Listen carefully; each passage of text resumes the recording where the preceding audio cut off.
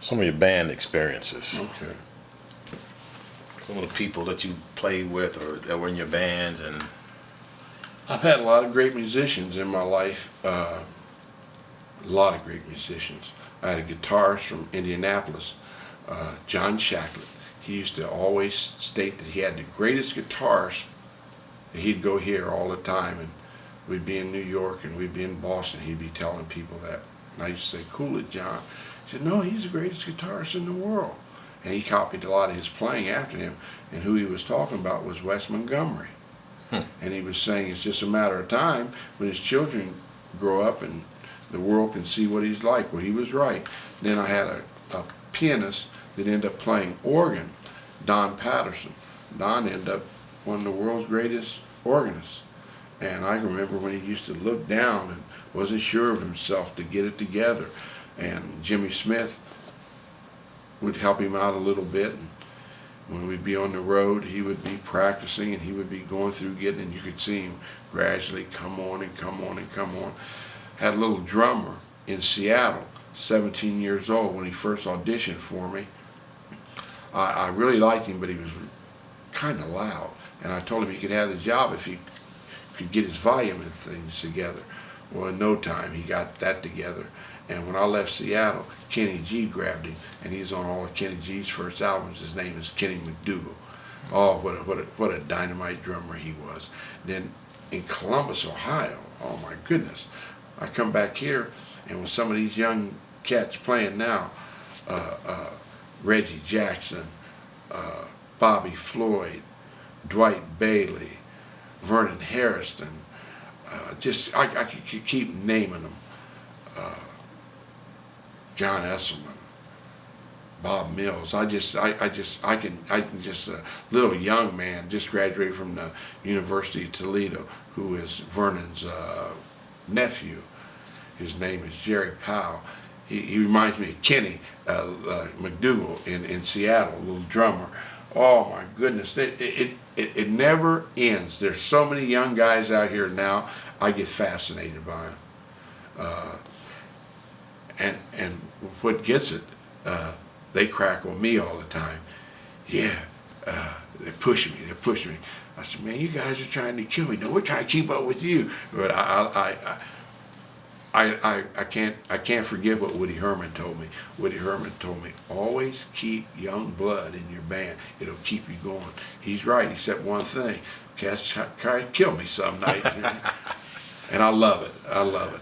But there's some great young musicians out here, believe me when I tell you. Great, good saxophone players, oh my goodness. Good trumpet players.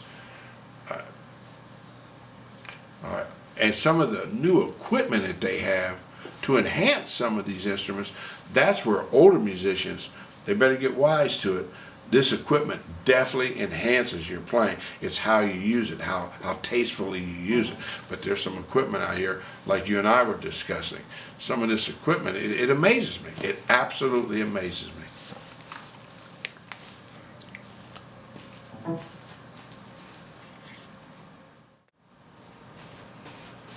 you can go ahead and, if you have an idea or something that you wanted to,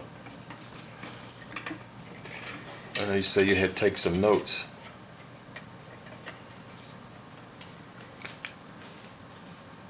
So it's rolling. Let me start. Yeah. I had a little inkling about music when I was in the 4th grade. There was a song called Open the Door, Richard. So I had gone to the restroom, come back and knocked on the door to go into the class. And the teacher asked who it was. And I said, open the door, Richard. And of course I got a big laugh out of the kids. So she thought I was so funny. Well, you just get up and perform that song then. And I did, and I got a little applause, and I thought I was something.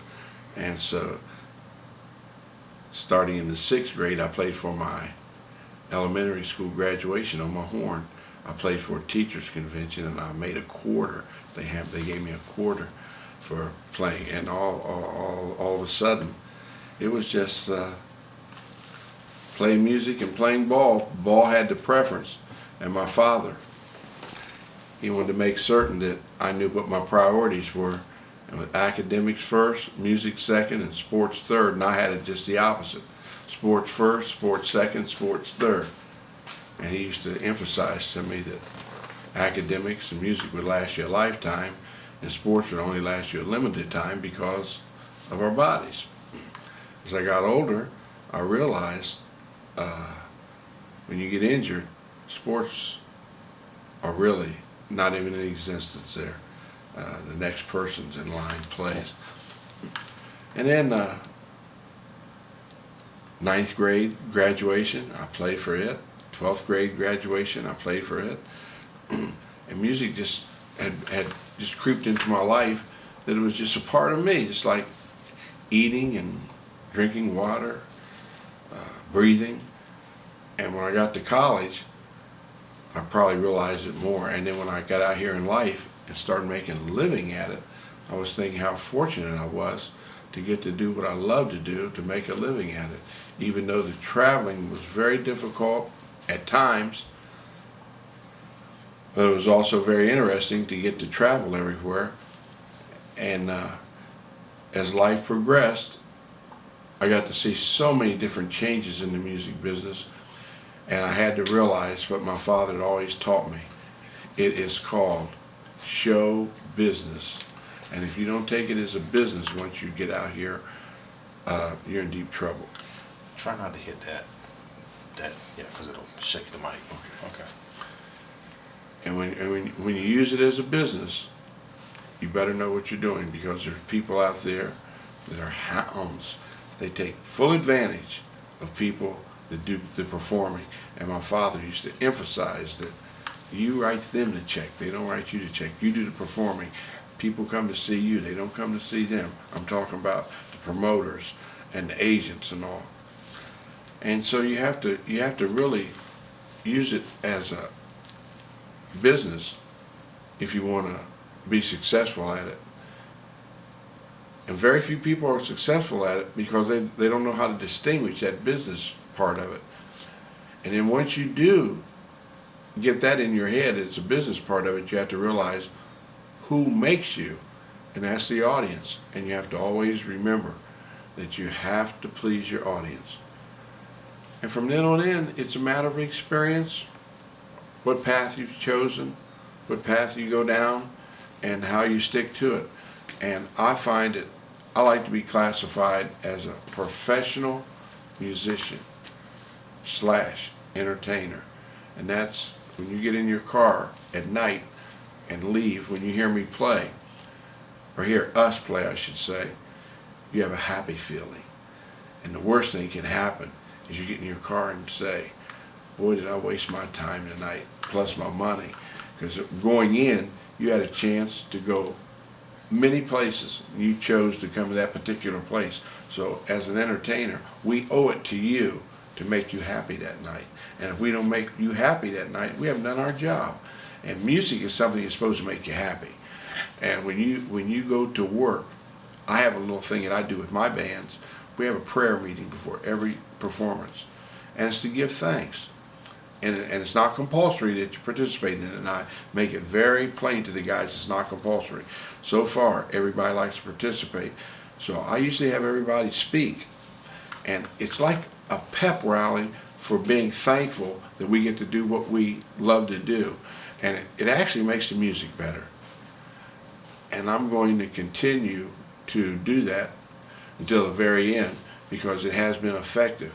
And also, as you get older, I think you appreciate things more. I just think as you get older, you start to appreciate things more. And one thing I really appreciate, I've had the opportunity to finish an engagement and have over a half a dozen people in that particular night make a statement like, Carl, I've been hearing you play for over 50 years. What an honor. That's really an honor. And I accept that honor, and I cherish it. And now, what I want to do now, I just want to keep playing better and better and better. And I never, ever once have played the way I wanted to play. But as long as I can play to satisfy people and make myself somewhat happy, I'd like to get graded out of 10 one night, but it's not going to happen. But if I can make everybody happy when they get in their car and they go home and they say, I had a great time tonight, That's a lot of satisfaction. Northwest, I love the Seattle area. Love that area. Just fabulous area. Alaska, I thought I'd lost my mind when I went there. Ended up one of the greatest moves I ever made, because Anchorage is an international city. You have people coming in from everywhere, and you get to meet a lot of people that are worldwide. And the competition up there is the weather and new kind of living conditions. But musically, you don't have a whole lot of challenges because there's not a whole lot going on musically. But what they do have musically going on is solid. I mean, really solid. And the people up there, it's like they look after one another. It's United States, but yet still, it's almost like a foreign country. You're in the United States, but you're like in a foreign country too. And some people actually think that too. We're Alaskans first, you know. And I've been very, very fortunate in getting to deal with people from every phase of life. And I really do feel like music is my connection. So I consider myself a fortunate man. Are there any other musicians in your family? No, you know, I don't have any. My brother played a little bit. My father, he loved music, but he actually didn't play. Now my mother, I don't know this. I didn't get to see it, but they say when she was a young lady, she won a Charleston contest. She was a good dancer. Oh, damn! Yeah. She won a Charleston contest. But I'm the one to come out playing music for a living. And my father definitely pushed me. My father and grandmother encouraged me every step of the way, which I'm very fortunate that happened. Cool. I don't know. What would you what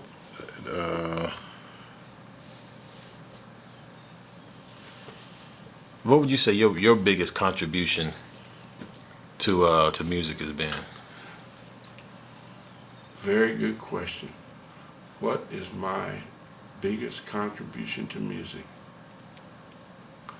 I thoroughly enjoy playing the national anthem at some National Football League games, NBA games, college games, and Major League Baseball, just for the reason that you do have everybody's full attention. But my biggest contribution, if I would say anything, would be playing for people that are appreciative, that don't get a chance to come out too often, and making them happy when they go home in the evening. Playing for little kids in schools, that would probably be number one. I've seen their little eyes pop. They get happy, they get fascinated, especially with a horn. I play a horn, and to get them to sit down, put the horn in their hand, and to talk encouragement to them, and then one day they come back and say, "You remember me?" And then they're playing the instrument. That would probably be the greatest satisfaction I've had, and I've had a lot of that happen, and I like that a lot. I like that a lot.